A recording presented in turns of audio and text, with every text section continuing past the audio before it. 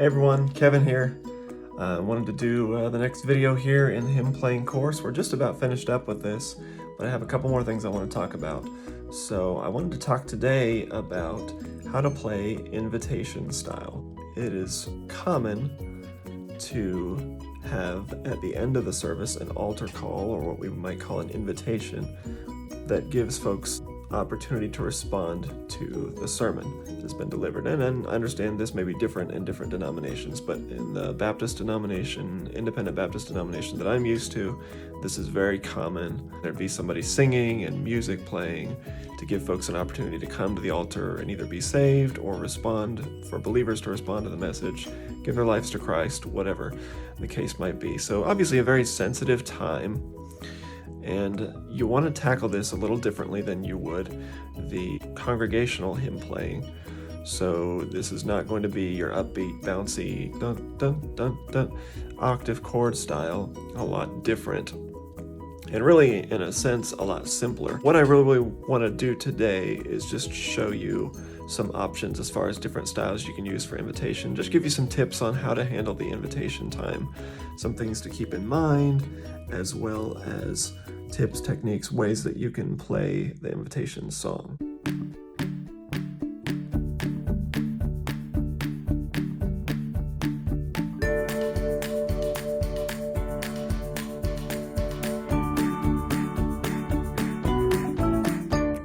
I'm going to be using the hymn "Softly and Tenderly Jesus is Calling" as an example. This is a common invitation hymn that we would use at my church, and it's in the key of A flat in the hymnal that I'm playing from. Let me start by explaining what you might do in the left hand that's different. So we're not doing the octave chord style. In the left hand, you've really got a couple options.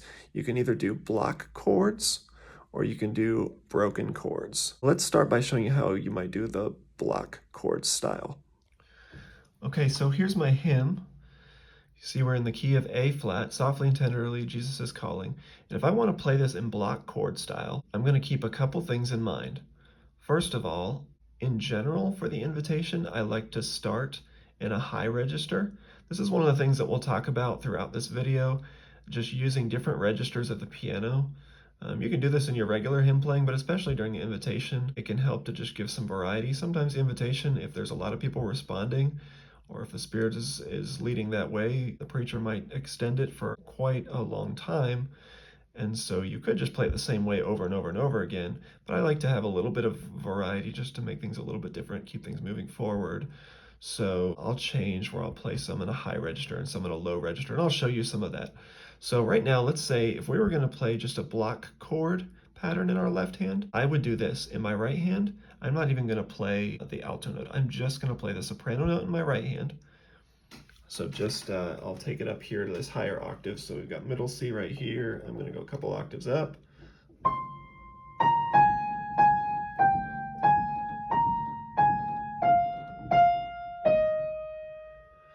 Okay, that's all I'm doing. No alto note, just one finger, one melody note.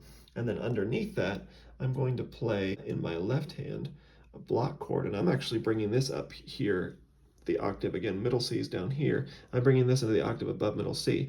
And so you'll notice here that we're starting on an A flat chord here, and then we go through some inversions, but basically that whole first measure is A flat. Then we go to D flat, and then back to A flat. So in my left hand, I'm just going to do that. I'm going to hold that A flat chord for the first measure, and then go to D flat. Here I'm going to do an inversion where I keep the A flat on the bottom, but you could actually move to the root position D flat if you want. Again, this is very simple, so it's not going to be as many complex rules to follow as our octave chord pattern. It's basically just play a block chord and make it sound nice and graceful and light. So again, A flat, D flat, back to A flat. Okay, so let me play what that's going to sound like when I play that line, hands together.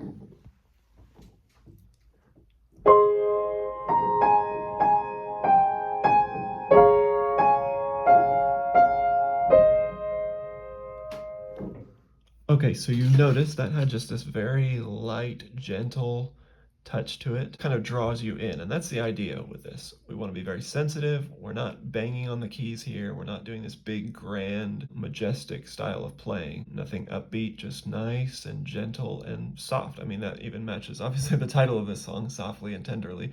So I think that style fits really well with this song in particular. For block chord playing, I basically like to keep everything an octave up, like what I was just doing there.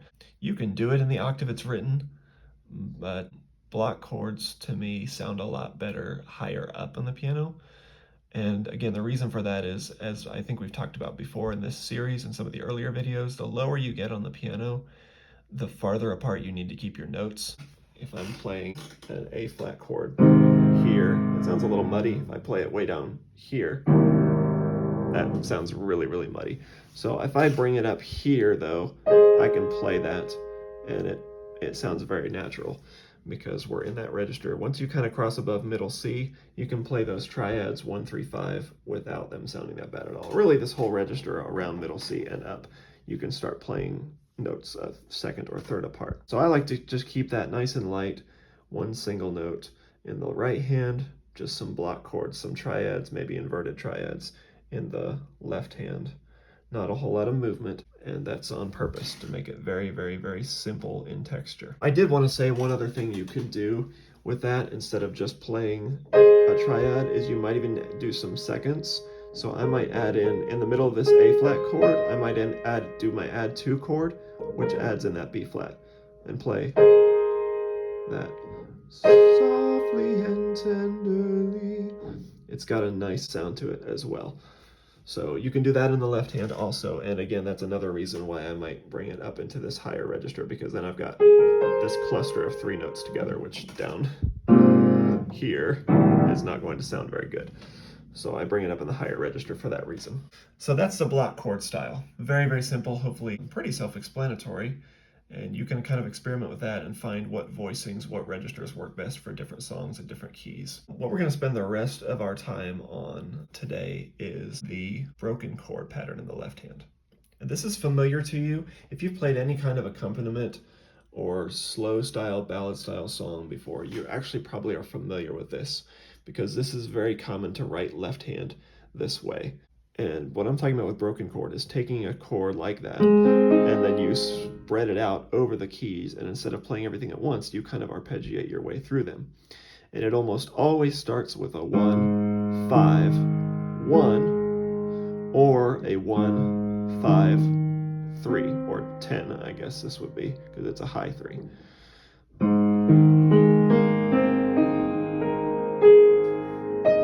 Just kind of rolling your way up the keys.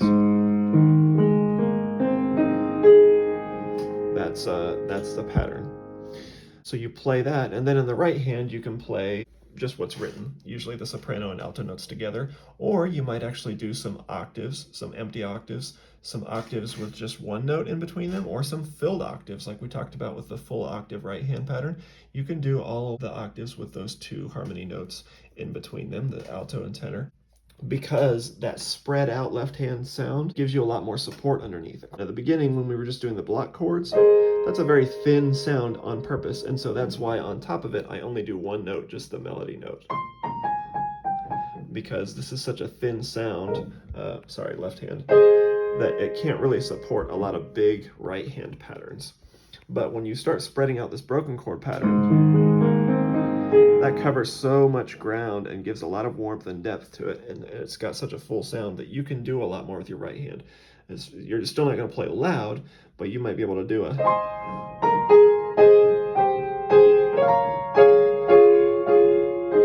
that full pattern. Like I said, sometimes I'll just fill in one of those notes in between. So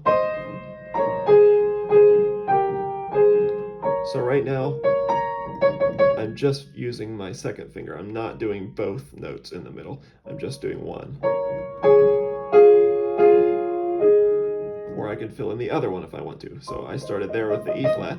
I can do the other harmony note.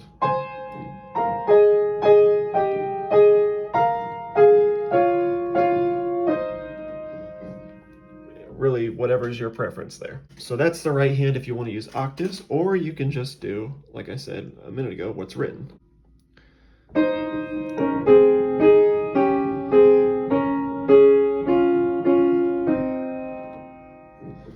you've got lots of options there in your right hand. Again, because that left hand pattern is so full, that gives you a lot of room to kind of experiment a little bit with the right hand, and that gives you a lot of options, which is good because, as I said a minute ago, you may be playing a lot of verses of this. And so you might do one verse with just the written notes, you might do another one with full octaves, you might do another one with octaves with one note in the middle, you might do another one with just empty octaves, you might do another one an octave higher, one with block chords. I mean, you've got so many different options here. Let me now put hands together and just play the first line of this with the broken chord left hand pattern. And right now I'll do full octaves on the left hand so you can hear what that sounds like.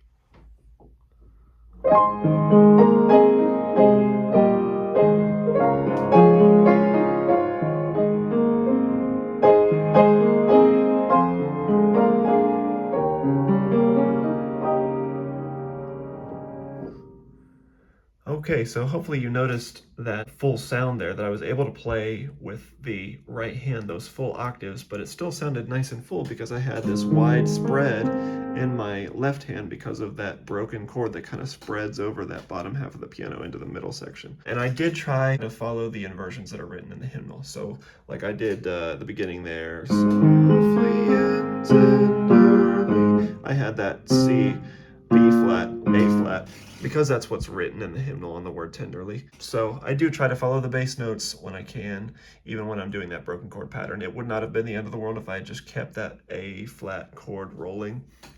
That would have been okay, or just rolled another A flat chord there. It wouldn't have been the end of the world, but again, just because it's nice to follow accuracy in the bass note in the hymnal, just like we talked about in the octave chord pattern for congregational playing. It's nice to do that when you can, so that's why I did. Same thing here on this chord. It's technically a B flat chord, but it's over F here, and so I think I did something like something like that, where I kept that F on the bottom because the F is on the bottom in the hymnal. You may have noticed again, like I said, that I did add that second in there, the B flat. Instead of just doing all A flat, C, and E flat, I added the second. So it's kind of an add two chord that's just being split up like that. So that second has a nice sound. Again, when you're playing this pattern, you almost always start with 1 and 5 on the bottom because, like I already mentioned, in this low register, anything closer than that doesn't sound great. It gets really muddy, especially if you're going down here. That just sounds really yucky and muddy. So again, when you get this low on the piano, which is where you usually start these patterns, you'll start with 1, 5, and then you'll usually jump either to the next 1 or up to the high 3, which is the same as the 10. Sometimes those are called 10th chords. A bit of a reach, but there's no need to stretch the pinky out like this. Just a tip technique-wise for playing broken chords, and this applies for invitation style or even when it's written in like an accompaniment for you. When you do those thumb crossovers, or when you do those big reaches like this, don't keep that pinky stretched out like, oh, I've got to get back to this A flat. Well, that may be the case, but your pinky will have plenty of time to get back there. This is a tense, awkward position to be in, but sometimes we have this habit where we stretch our hands out and we try to keep that pinky close to home so that it doesn't go far away. But there's no need to do that. Just kind of let it glide with the rest of the hand up to that C, and then there will be time to get it back down. So it should be this side-to-side motion of your hand, not this stretching, awkward, tense hand position that's going to hurt. So that's just a technique thing for anytime you've got those left-hand patterns. Keep the hand relaxed. Anytime a finger is not playing, it should be completely relaxed and just kind of following the rest of the hand around the piano. It shouldn't be stretched in some weird position. So that's the left-hand broken pattern. Hopefully that helps to see that. And then, again, when you have the different options of playing multiple verses, you might change your register. Let me show you one more thing that I will occasionally do, and that is to bring the melody down actually below. Here's middle C. I'll bring it actually into this low register. So I guess I would, because it starts on C, I would actually start on middle C, and then we'd go down from there. And then with this, you're going to be doing very, very, very basic left hand. So left hand is basically just going to be playing the bass note and not much else. Because again, we if our right hand is here, that doesn't give our left hand a whole lot of room. So it's going to be somewhere down here in that muddy register. So that means we can't play these big full chords or they're going to sound yucky and muddy. So we just have to keep it really simple.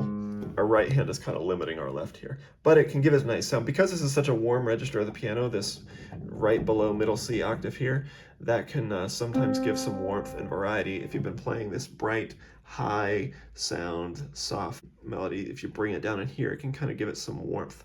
It's kind of a mellow sound here. So let me play hands together so you can hear what that sounds like. I'll put the camera on the other side of the piano here, closer to where my hands are going to be on this half.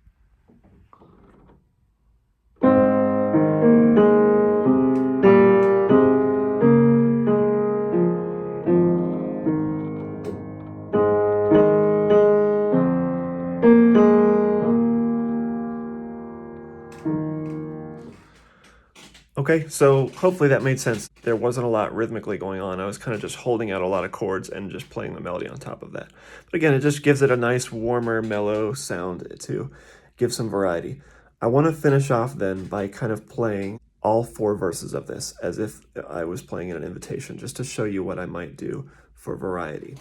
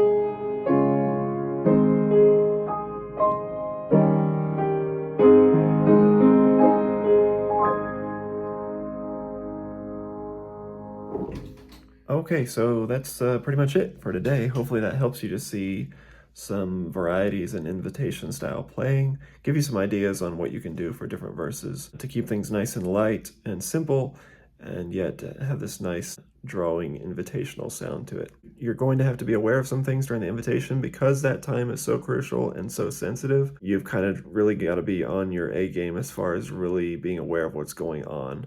So you can't get too lost in the music that you're not watching the preacher or whoever's running the invitation and seeing when they're ready to move on with the rest of the service, when they're ready to close the invitation, and when they want to start. If you're playing with another musician, a lot of times an organ is used at this time. Sometimes it's just an organ. At our church, we'll start with just an organ, so the pastor will finish. He'll call for folks to stand. He'll say a final prayer at the end of the sermon.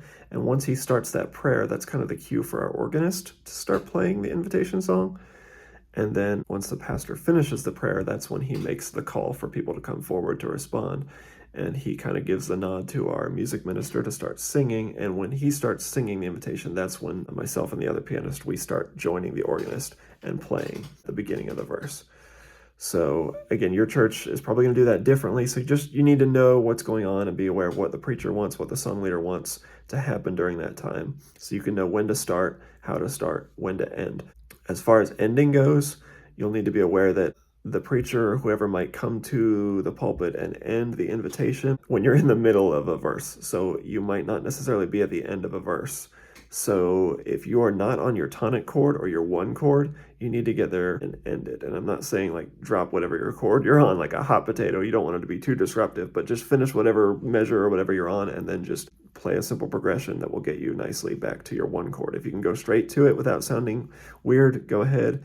If you're on kind of a weird chromatic chord and you need to kind of cycle through circle of fifths for a while until you get back to your one chord, then do that. But you want to make sure that you end on the one chord. It is a very awkward sound if you end a song on like your dominant, your 5 chord or 2 chord or something else like that. It's not going to sound very natural. It'll sound a little weird. If the preacher, whoever does end the invitation time in the middle of your song, whatever chord you're on, find your way as smoothly as possible to the one chord. Again, not as quickly as possible. You don't want this awkward break, but just as smoothly as possible, and then just kind of hold out, roll that one chord, and then finish there. Again, you'll have to be aware of things. So if you're just playing the invitation by yourself, you might even have a little bit more liberty to do some chord substitution a little bit. Sometimes I'll do that if it's just me, like at camps when it's just me at the piano. Sometimes at like teen camps in the summer, I'll play for these invitation services and I'll take a little liberty with doing some chord substitution there to try to give a nice, beautiful sound, interesting sound to kind of draw people again. But you will not have that liberty if you've got people singing, like a choir singing with you, or a congregation singing, or an organist or another pianist playing with you. You don't have that luxury. So most of the time, you're just going to stick to the hymnal. You'll also need to be aware of the volume with which you're playing. So for me, you'll notice when I played those 4 verses there, I started with the single note and the block chord in that high register. That's almost always where I start. If I'm just kind of starting by myself, that's usually where I start.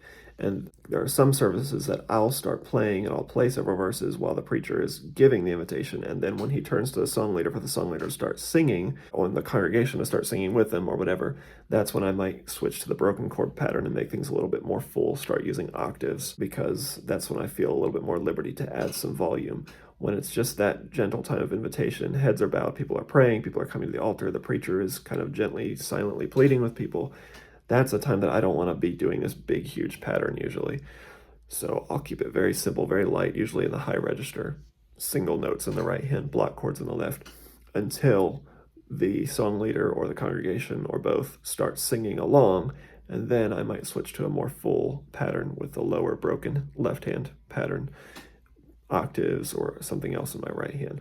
Basically in the invitation, because it's such a sensitive time and it's so quiet, and if you're not paying attention and you goof, it's going to be a lot more noticeable during that time, which is not to say that it's all about you looking good and not messing up, but you don't want to be something that's used as a distraction for somebody not responding to the message because they feel the tugging of the Spirit on their heart and they're about to go forward, and then suddenly something goofy happens at the piano, everybody laughs, and then the moment passes. You don't want to be a part of that if you can avoid it. So that's why you've got to be on your A game. Like I said, just make sure that you're paying close attention to the preacher, the song leader, what's going on, and making sure that you're ready to follow at all times. A good accompanist, a good musician is always ready to follow and always paying attention to what's going on. And that's really should be your role. But like I said, that's only heightened during the invitation time, because that's when everything is quiet and it's just a very sensitive time. Well, I hope that was a help to you. If you haven't subscribed to the channel yet, please do that. I'm just about wrapping up this hymn playing course here. I've got one more thing I think I want to talk about. Maybe one or two more things to talk about. And then I've got some ideas for another course I might do after this. But if you got any comments, any other tips as far as how you like to play invitations, or what you found to be a help to you, or even maybe some horror stories or warning stories about times when you've goofed during an invitation, feel free to comment below. Those things can be a help to people, if for no other reason to see that they're not alone. We've all made mistakes before. So hopefully these videos have been a help to you. If you know anybody else that you think might benefit from the hymn playing course, feel free to share the playlist or share the videos or share the channel with them. If you have any questions, feel free to email me, excellenceinchurchmusic@gmail.com, excellenceinchurchmusic@gmail.com, and I'd love to answer your questions. All right, until next time.